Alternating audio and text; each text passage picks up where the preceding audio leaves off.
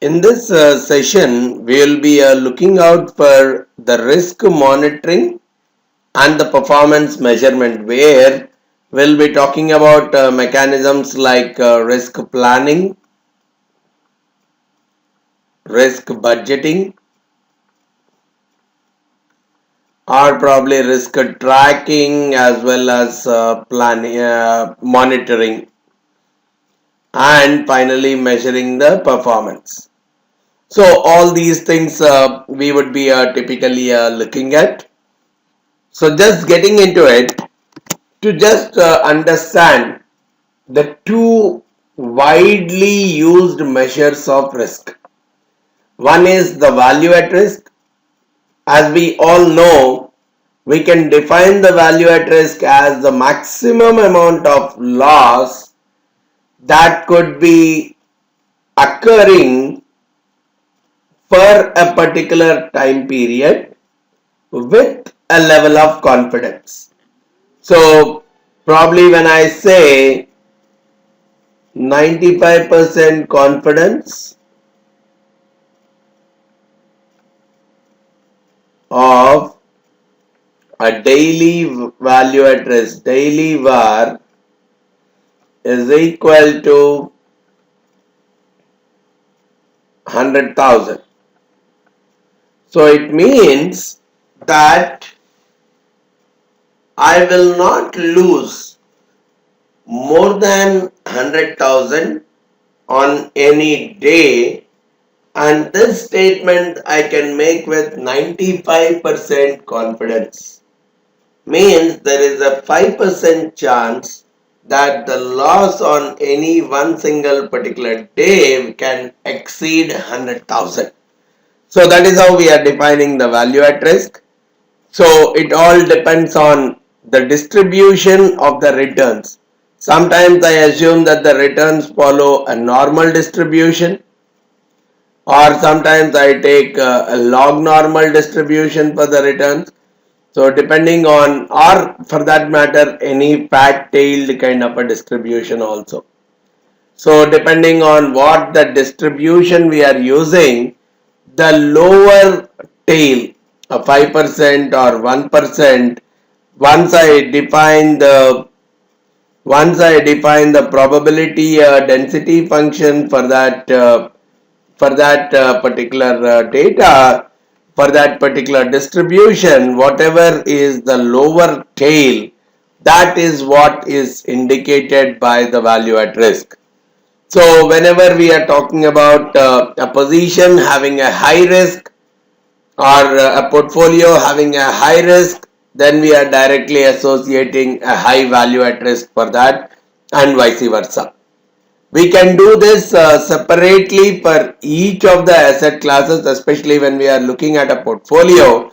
I can look at computing the value at risk for each of the asset classes separately to understand whether my portfolio allocation is more appropriate or not, because depending on the VAR we can think of making the adjustments. We have especially, let's say, with marginal VAR, I can talk about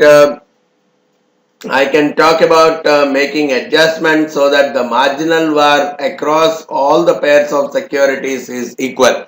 Some such kind of a strategy, pulling out from a high VAR security and investing in a low VAR security. All these kind of strategies can very well come up once I try computing the value at risk at each individual asset class level. But on the other side, when we are looking at a tracking error, it is more and more specific to an overall portfolio, where I am looking at the consistency of the manager. Consistency of the portfolio manager in exceeding the returns.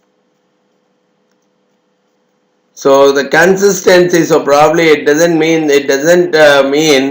that okay, in 1 year, in 1 month, or in 1 quarter, the portfolio manager has generated a 20% excess over the benchmark, whereas in the next 3-4 quarters he has been going negatives.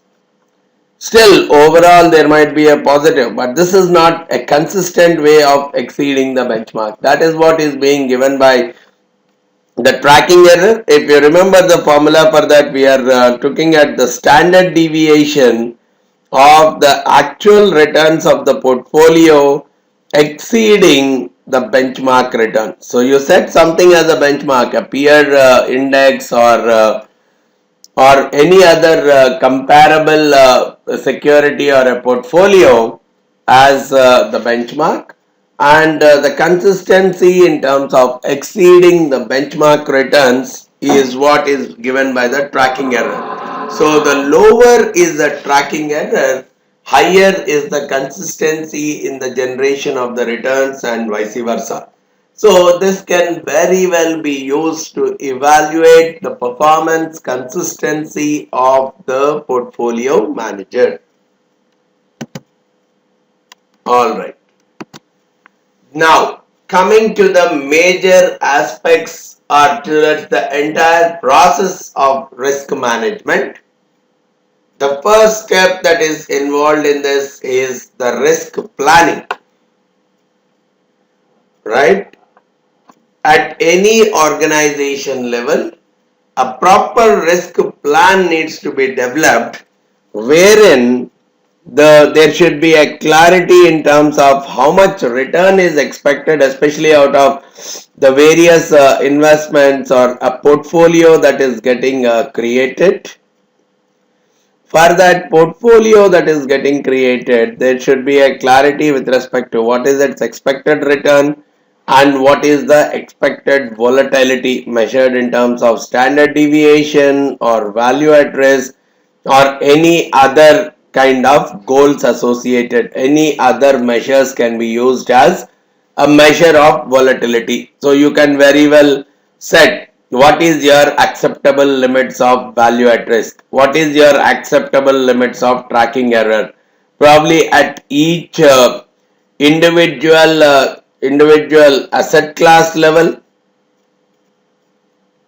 or and also at the overall portfolio level also. So for a given period, set all these things that should be there as a part of the initial planning process. Probably some level of scenario analysis also to see what combination of these return and risks, by how much extent can risk and return change before the overall breakdown of the company happens, before the overall equilibrium balance of the company gets distorted. All these things can be visualized using a scenario analysis. Then develop a measure of success or failure. What do we mean by success? Probably a minimum return on equity of some number, some percentage, 15% return on equity, or probably the return on equity greater than the return on equity of the index. So some such kind of or probably return on risk capital for each of the various elements. Set a quantitative measure of what we mean by success and what we mean by failure. Let that all these things should be there at the planning phase itself. Then whatever is the capital that is exposed to risk. What do we mean by the capital that is exposed to risk? It includes both your debt capital as well as your equity capital, because both of them, for debt the risk is the payment of interest for which you are paying a cost of debt, and for the equity the return generation process. So that risk capital, how are we allocating? So for that you make a plan.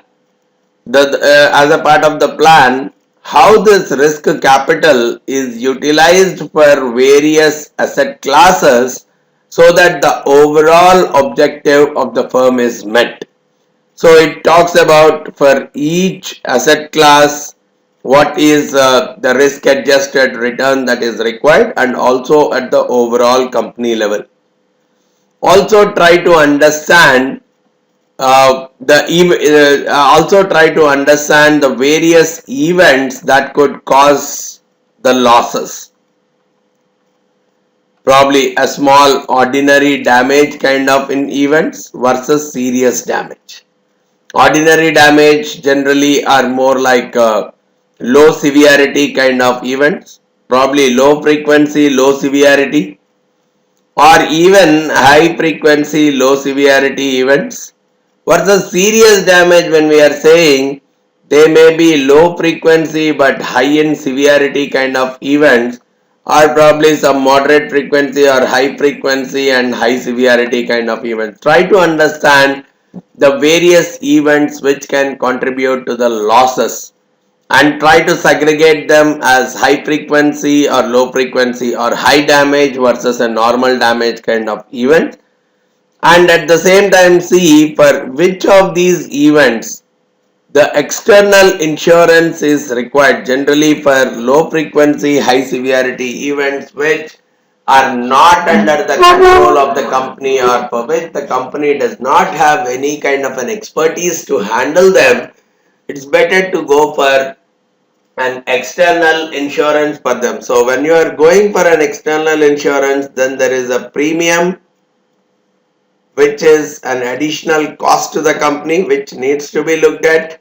and also probably the focus should be on for which of them the self insurance is required. Self insurance is more about you accepting the risk, right? In case the risk occurs, with you will bear the financial consequences of that, because for probably a low frequency low severity or probably a moderate frequency low severity, any low severity kind of events which are treated as ordinary damages, there is a possibility that you may not want to spend too much on taking insurance for that, because here there is a cost benefit analysis that is getting performed. Every external insurance that is sought, there is a cost that is getting added in terms of the premium. So the cost versus benefit needs to be evaluated and then used. And as a part of the planning process, there is one more step in terms of identifying the critical resources, both your internal resources range right from materials and people and even the funds, and all these things come as a part of the resources. So identify your critical resources, internal as well as external, and if at all any of them are bouncing, if at all big losses are occurring on these resources, what is the contingency plan that is available with the company? So that is one more thing that needs to be developed as a part of the risk plan, and this entire risk plan needs to be approved by the owners as well as the management. They should really start believing in the risk plan, and across the firm the plan needs to be communicated and plan needs to be believed and trusted. That is what is the first important phase towards a successful risk management culture in a firm. Then, looking at the other aspect, which is the risk budgeting. How much capital that needs to be allocated. So, whatever we have developed in the risk plan, it's purely a quantification or assigning numbers and dollars to the risk plan. So we are talking about the allocation of the capital so that the firm objectives, both in terms of return as well as risk, both of them are getting met. That's how the capital is being allocated to the various resources, and to a large extent whatever we have mentioned as a part of the plan in terms of return risk, they all needs to be needs to be adhered to. Then what can be done is the value at risk can be computed for each item, and then we aggregate the same. So as a part of the risk budgeting also we are setting the minimum levels. There we are talking about the acceptable levels, and here we are talking about the minimum levels of ROE, ROCE for the different periods. Then we assign different weights to each of these asset classes, and using the simulation we are trying to see how the portfolio is going to perform over different periods, and even a sensitivity analysis is getting performed to understand the breakdown behavior, the extreme losses that can come on the portfolio, and various similar scenarios. So you keep changing the volatility with time, you keep changing the covariances and correlations between the pairs of asset classes over time, and based on that try to see what could be the impact on the portfolio, which is what is resulting in understanding the extreme behaviors of the portfolio, so that you can plan out what could be the overall risk of the portfolio. Then the other part, now that we have planned, we have budgeted, then it's a risk monitoring, which is more of a internal control kind of an activity. So do a variance analysis. Variance analysis is just a deviation from the budget. And deviation from the budget. So on a regular basis, do a post-mortem analysis, and based on that, highlight the action plan, and if required, make modifications to the plan and the budget, revise the plan and the budget, and based on that keep it as an iterative exercise towards the improvement of the performance, and probably believing in the risk management culture across the organization. Now today we see that risk consciousness is required across all these sets of people. Bank should have a sense of risk consciousness, because it should know whatever the money it is lending, where it is being utilized, how risky, in what kind of risky assets is it being utilized by the borrowers, can they get their money back, what is the probability of default that can come out in each of the cases. So there is a sense of risk consciousness that has to be developed among the banks. From the company's standpoint, the board and the senior managers, they have to appreciate the need for the better risk management within the organization. It's not the abnormal profits that make the organization successful, but it is the consistency in the profit that makes the organization more and more successful. So that is the message that they need to believe, and they need to communicate to their employees and stakeholders. So that culture needs to be developed across the organization. And finally, it is the investors who should understand the risk management, because it's not 100% profit that they need to generate within 1 year, because no extra return can come without extra risk. So they need to understand that concept, believe in that concept, and based on that they can choose their investments accordingly. So from a company's perspective, it is suggested that every highly developed kind of a company, or a company which is really believing in risk management, it is expected to have a risk management unit, which is a complete independent unit. It does not frame the risk management policies, or it is not involved in day-to-day risk management, in the sense it's not involved in line operations. It's not involved in the line operations of the business.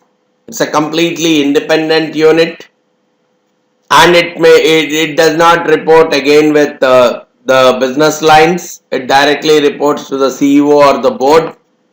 The main thing is it monitors the investment portfolios for every portfolio manager. It monitors the investment portfolios and actually measures. See, if you see, as a part of the risk budgeting process, there is an allocation of capital to, let's say, the various portfolio managers or various investment units. So now, as a part of the risk management unit function, the the portfolios, each of these portfolios are monitored separately, and they are assessed whether their risk and return are in line with what has been mentioned as a part of the risk plan, and is it in line with the allocated budget for the same. So as a part of the responsibility, it is the risk management unit, which is an independent unit in the organization. It should gather, monitor, analyze, and distribute the risk data to all the relevant stakeholders. It could be investors, it could be portfolio managers, so that they can take the right decision. Here, timing is a very important word when we talk about the information, because whatever we call as risky today may not be risky tomorrow. So the information which I get today should be the latest information, so that I can act today, take an advantage out of the position, and so that that position is not available for tomorrow itself. So that is the job of the risk management unit. Try to gather, monitor, analyze, and communicate the data in a timely manner to all the stakeholders, and make sure that the organization is really believing in the risk culture. The senior management and the employees across the organization are well trained and created an amount of awareness about the risk. All the best practices relating to the risk management have been communicated to them, and along with that, whatever are the burning topics per organization, whatever are the risk oriented topics, or whatever are the areas where the team senses that that the organization's value may get impacted, these particular topics can be taken up as research topics, and try to come out with some kind of understandings and solutions to the same. Unusual risk events, probably something to do with market related, or some general event related, exceptional natural calamity related. Try to understand the unusual risk event that can come out, and try to communicate the same, so that a big loss can quite comfortably be avoided. And wherever possible, develop the tools for risk measurement and performance evaluation, so that the automation of the things can happen and better results can come out in a timely manner, and come out with various mechanisms where the individual portfolio's risk can quite comfortably be assessed and communicated to the portfolio managers in a timely manner, and proper measurements for the risks for different kinds of risks across the organization are well laid down and well implemented. That is the reason a separate unit called risk management unit has been formed as a part of majority of the banks and developing organizations. So the one thing that we need to assess is any investment activity. This need not be even at an organization level. This can be talked about at an individual level also.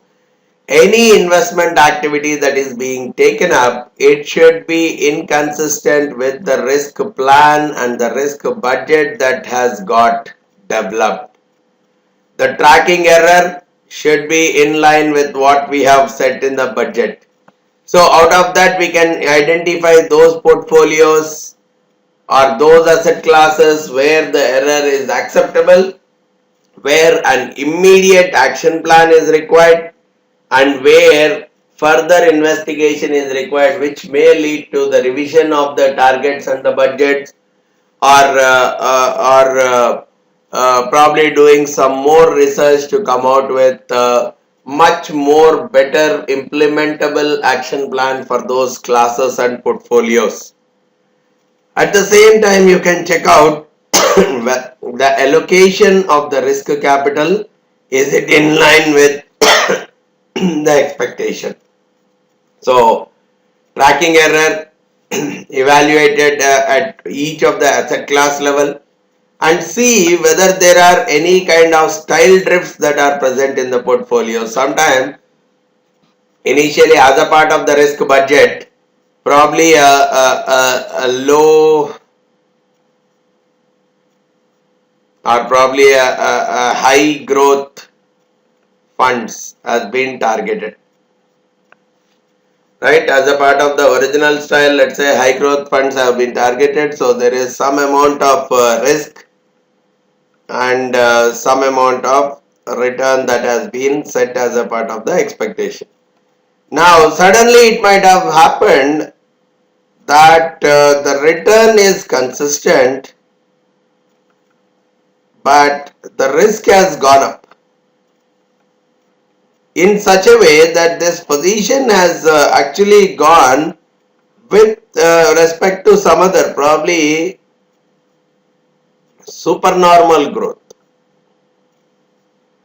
Supernormal growth funds are expected actually to generate even more higher return, consistent for a higher risk. But the current portfolio which you are generating has increased very heavily in terms of risk, but not too much in the return, which means it has actually moved closer towards a super value, a supernormal growth kind of a portfolio rather than a high growth kind of a portfolio. So this is what we call as a style drift. So right now the return might be consistent, but in that maintaining of the consistency, it might have shifted to an altogether a new asset class, which means whatever has been mentioned as a part of the initial risk budget is not consistent with the actual performances. So some kind of understanding and evaluation of the same need to be taking place. And apart from that, the one more dimension that is expected to be looked at is the liquidity consideration. Simple way we are looking at is to what extent I can sell my portfolio completely without impacting the price or without compromising on the price. That is what is the version of liquidity. So the more I have to compromise on the price, the lesser is the liquidity, means higher is the liquidity risk. So it can change very drastically, especially if the market has gone very bad suddenly, economic downturn has occurred, volatility, market, liquidity can have a very significant impact. So that is what typically is measured through a liquidity duration, which says number of days you are going to take to completely exit from the portfolio without any change in price. So the higher the number of days, the lesser is the liquidity and higher is the liquidity risk. Number of days is higher, liquidity is lesser, and liquidity risk is again higher. The way we are measuring it is the total number of shares that are there. Generally, what is the total volume that is traded in a day? Let's say for a particular share X, right? In a single day, I am assuming, I'm checking out on the on the exchange, I see for this X on a daily basis around 100,000 shares are traded. This is the volume. And now if I consider at least 10% of that is what I would like to trade with, right? So this is saying 10,000 shares are getting traded on a daily basis, and let's say I am holding 50,000 such shares, right? I'm holding 50,000 such shares. So going with this, the liquidity duration is 5 days. So means it will take around 5 days to completely liquidate my portfolio under the assumption that 10% of the total volume of the shares that are getting traded are being sold off by me on a daily basis without impacting the price. So that is what is a measure of liquidity risk. The higher the number is, the higher is the liquidity risk, and vice versa.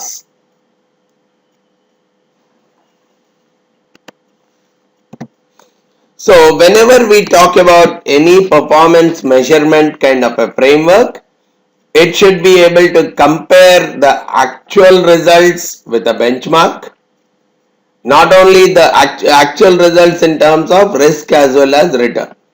It also should look out for the consistency, which is measured more through the tracking error kind of thing. The more lesser is the tracking error, the better is the consistency. So assess the consistency. So when we are defining a proper performance measurement framework, apart from exceeding the returns, the consistency in the exceeding of the returns also need to be considered quite seriously. So when we look at some of the common features of the performance measurement tools, you just do a comparison with the expectations which you have set as a part of the risk plan and the risk budget. Based on the risk profile, do a comparison, allocating a green, yellow and red zone. Basically it's like, okay, when we are talking about let's say a performance measure for value at risk or for a tracking error, what you will say is, as per your risk plan, let's say the tracking error should be something around this, or probably based on that tracking error you say that the return, as long as it lies between this and this, you say probably it's a green zone, means things are much better. But the moment they go until this, you can still say it's still acceptable, but something more needs to be looked at. A better investigation need to happen on this. But if the returns are falling somewhere here, that is where becomes a kind of a red zone with an immediate action plan. So you can set something like this, saying which of these returns fall under the green zone, yellow zone and red zone, so that appropriate actions can be taken. And the returns whatever are getting generated, try to associate them with a specific risk factors, either using a regression models or any other association. You try to associate the returns to the risk factors, and based on that try to identify what is the impact of each of those risk factors on the overall return of the security of the portfolio. Use the various measures for the portfolios like Sharpe, Trainer, information ratio, Sortino ratio, any such kind of ratios, and identify a better peer group. That is a very big challenge, but identification of a peer group and benchmarks for proper comparison also needs to be done. So that is what is any good performance measurement framework for risk. Alright. If you have any further queries regarding this session, you can get back to me by giving me a call on the number that I have provided below, or you can send in an email at vamsidhar@pacegurus.com. Thanks a lot for listening to this session. Thank you very much.